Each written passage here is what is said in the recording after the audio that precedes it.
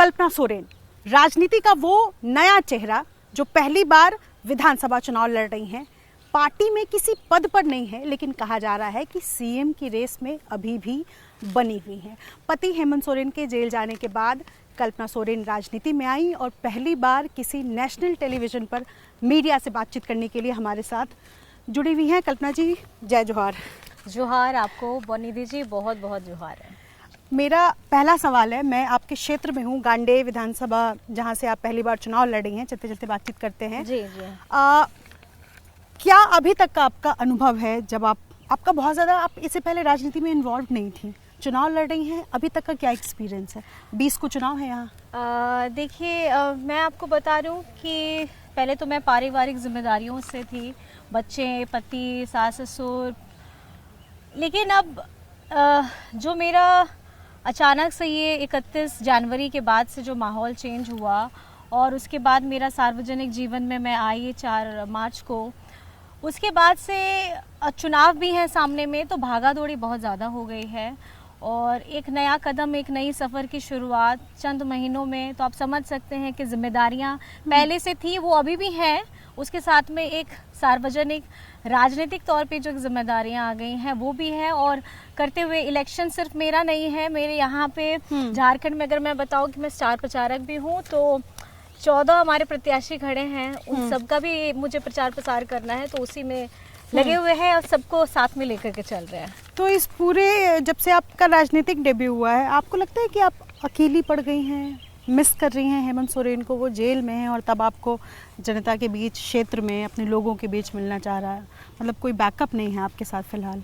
अगर मैं आपको बताऊं ना, तो इस खास करके इस विकट परिस्थिति में एक व्यक्ति हेमंत सोरेन जी नहीं है, लेकिन झारखंड की 3.5 करोड़ की जनता का पूरा साथ है।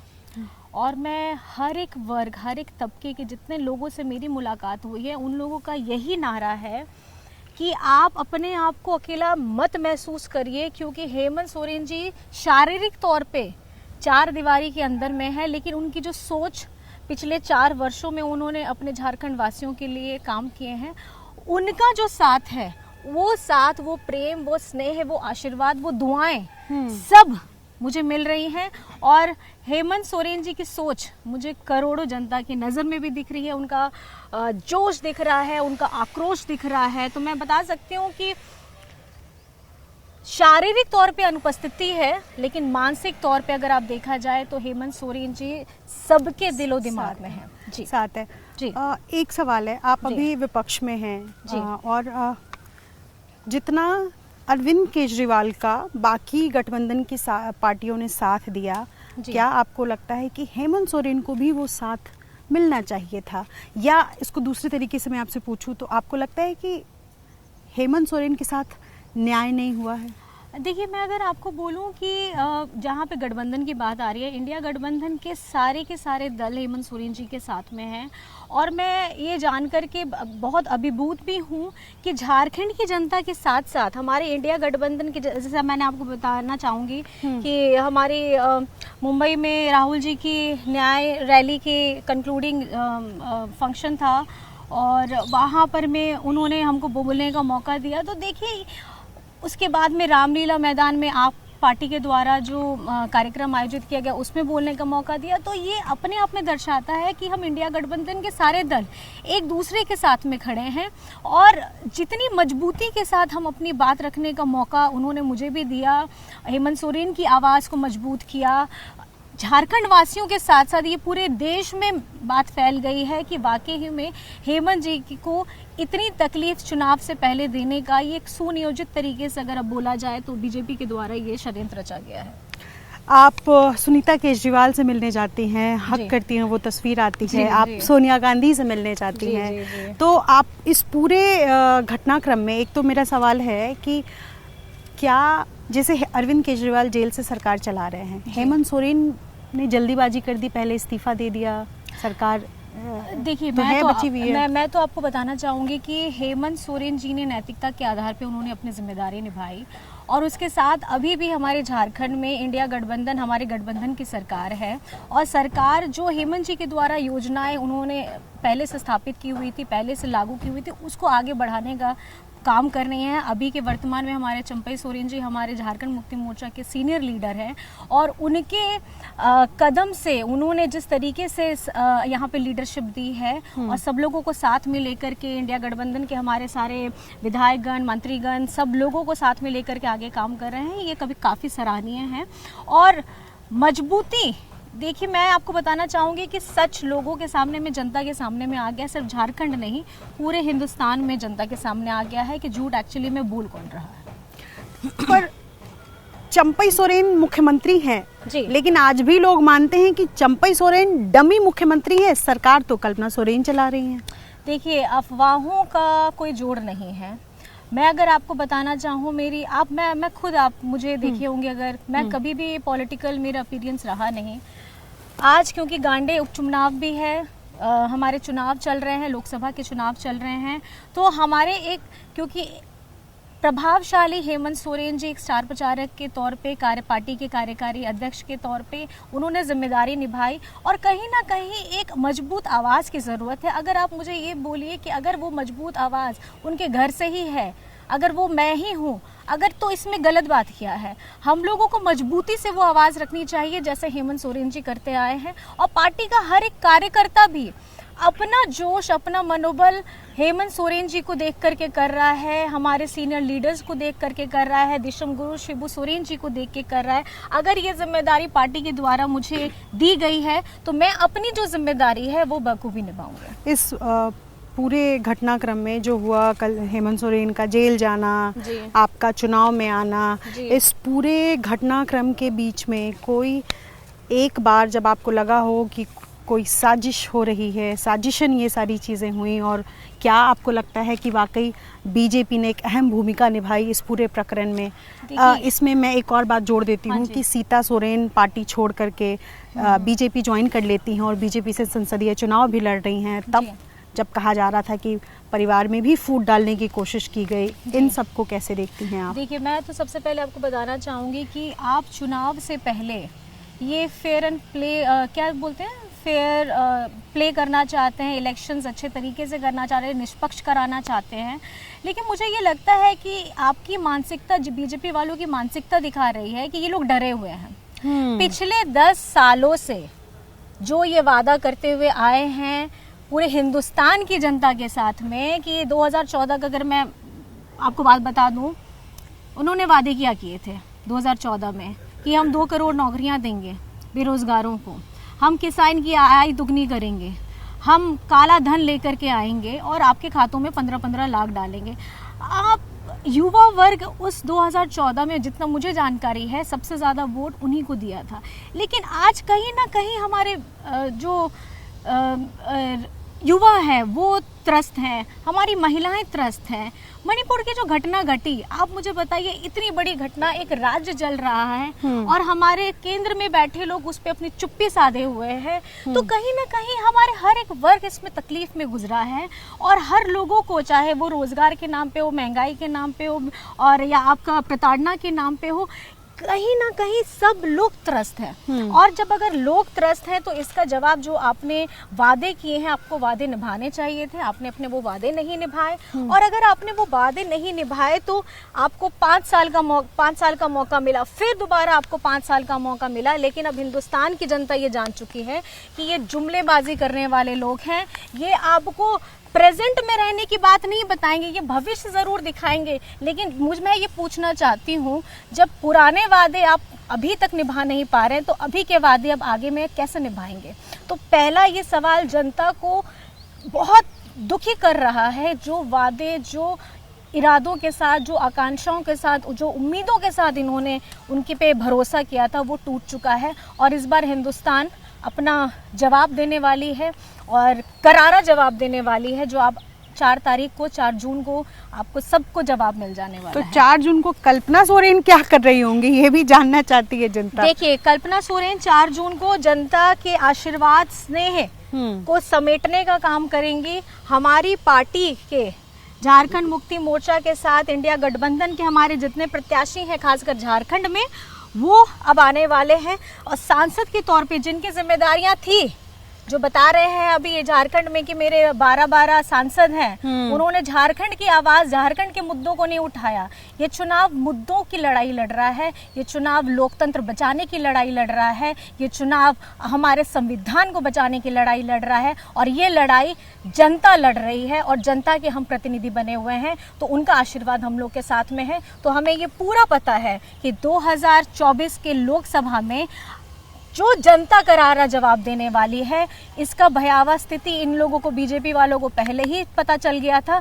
इसी तरीके से इन्होंने षड्यंत्र करके हेमंत सोरेन जी को भी जेल में पहुंचाया है, केजरीवाल जी को भी पहुंचाया है, और सब उन मजबूत लोगों को पहुंचाया है जिनको इनसे लगता था कि इनको सबसे ज्यादा खतरा है। अन्याय हुआ है हेमंत सोरेन के साथ, तो वो तो मैं आपको बता रही हूँ ना चुनाव से पहले। अच्छा, एक मुझे बताइए, आज चुनाव होने वाले हैं, 3 महीने से हेमंत जी जेल में है, और ये ऐसे तरीके से आपने साजिश करके इनको घुसा है कि आप हम लोगों को चुनाव के, हमारा कार्यकारी अध्यक्ष, हमारा स्टार प्रचारक, हमारे यहाँ जन जन का प्यारा मुख्यमंत्री जो झारखंड के हितों के लिए काम कर रहा है, योजनाएं ला रहा है, अपने हक अधिकार के लिए लड़ रहा है, तो आप इनको जेल के अंदर डाल देते हैं। और आपके जो सांसद हैं, उन लोगों में हिम्मत नहीं होती है कि वो अपना संसद में जाकर के झारखंड के बारे में बात करें। पर इंटरिम बेल जैसे अरविंद केजरीवाल को इनको मिलना चाहिए था। देखिए, मैं इसीलिए प्रचार प्रसार के लिए, हाँ जी, मैं इसीलिए ऑनरेबल सुप्रीम कोर्ट से मैं तो यही चाहूँगी कि उनका जो भी उन्होंने इंटरिम बेल के लिए हेमंत जी ने, हम लोगों ने भी डाला है, उस पर सुनवाई करें। और क्योंकि मौका हर किसी को मिलना चाहिए, और जिस सब अपनी पार्टी के लिए प्रचार प्रसार कर रहे हैं, तो हेमंत सोरेन जी को भी, क्योंकि सिर्फ हम झारखंड मुक्ति मोर्चा नहीं, हम इंडिया गठबंधन का प्रचार प्रसार करेंगे झारखंड में भी। और अगर हेमंत सोरेन जी करते हैं, उनका मौका मिलता है, तो मुझे लगता है बाहर जाकर के भी वो जरूर करेंगे। ठीक है, अब सवाल है सबसे जरूरी, जो झारखंड को लेकर के बीजेपी हमलावर भी है और दिखता भी है, भ्रष्टाचार। आपके यहाँ क्लास की अगर बात कर ली जाए तो अफसर क्लास से पूजा सिंघल भ्रष्टाचार के आरोप, इसके अलावा आपके जो मंत्री हैं हेमंत सरकार में, अभी चंपई सरकार में आलमगीर, उनके यहाँ जो उनके स्टाफ है, उनके घर पे करोड़ों कैश मिलता है।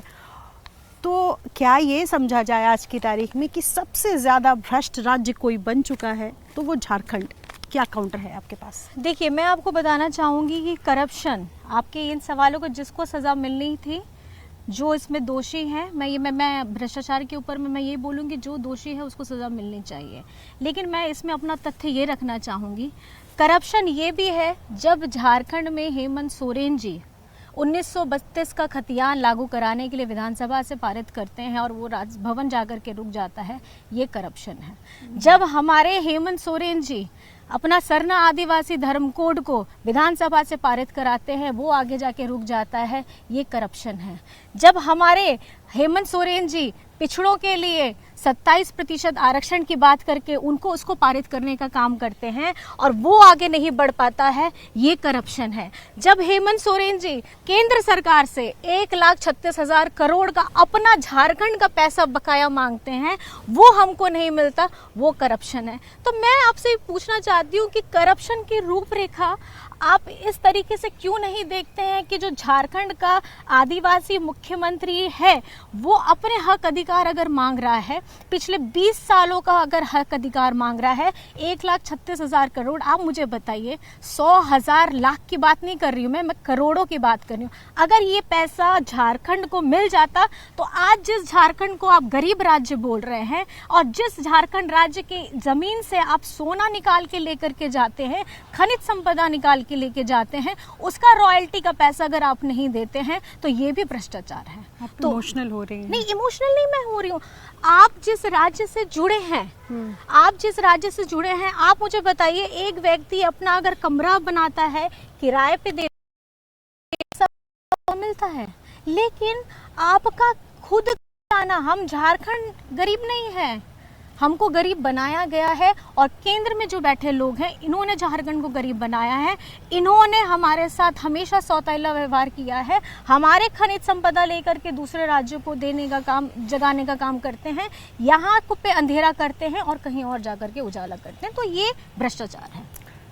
आज की तारीख में चूंकि आप भ्रष्टाचार के सवाल को बड़े सधे अंदाज में टाल गई कि झारखंड में भ्रष्टाचार सबसे ज़्यादा है, इस सवाल को आप नहीं देखिए, मैंने टाला नहीं है इसको, मैंने ये दिखाया कि इससे बड़े जिसको जो गुनहगार है उनको सज़ा मिल रही है और आगे सब अपना काम कर रहे हैं। मतलब अपने कि मंत्री नहीं भ्रष्टाचार के पैसे नहीं तो मैंने ये नहीं बोला कि उसको पैसे है, मैंने ये बोला आपको कि आप भ्रष्टाचार के जो रूपरेखा को अगर आप देखेंगे हमारे झारखंड में जितने भी कार्य हुए हैं, आप हेमंत सोरेन जी, मैं आपको बता दूं कि सर्वजन पेंशन की योजना हेमंत जी ने लाई।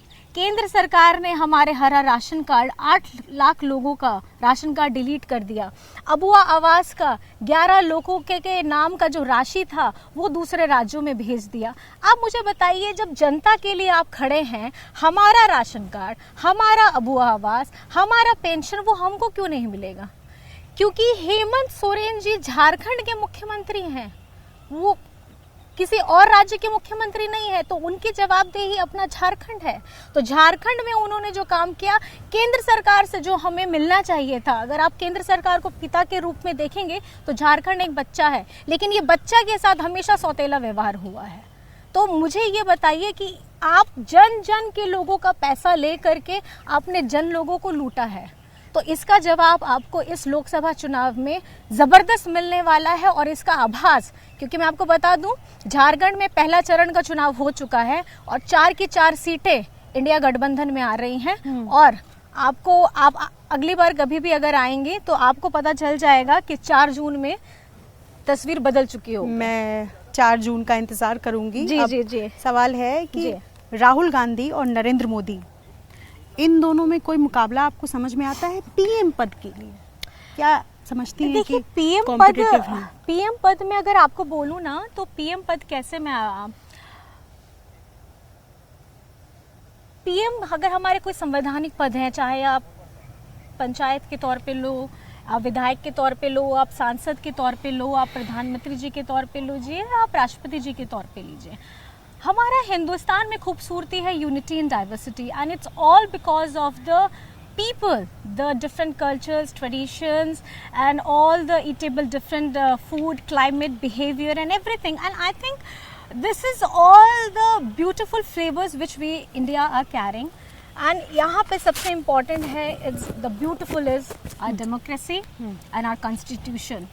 तो मैं आपको ये बताना चाहूँगी कि अभी का ये चुनाव जो है, it's all about we have to protect our India's be-delegated constitution and the democracy, because right now democracy in India is being incarcerated and undermined, and I think like every people in India have understood this, and we all are fighting for to save our constitution and our democracy.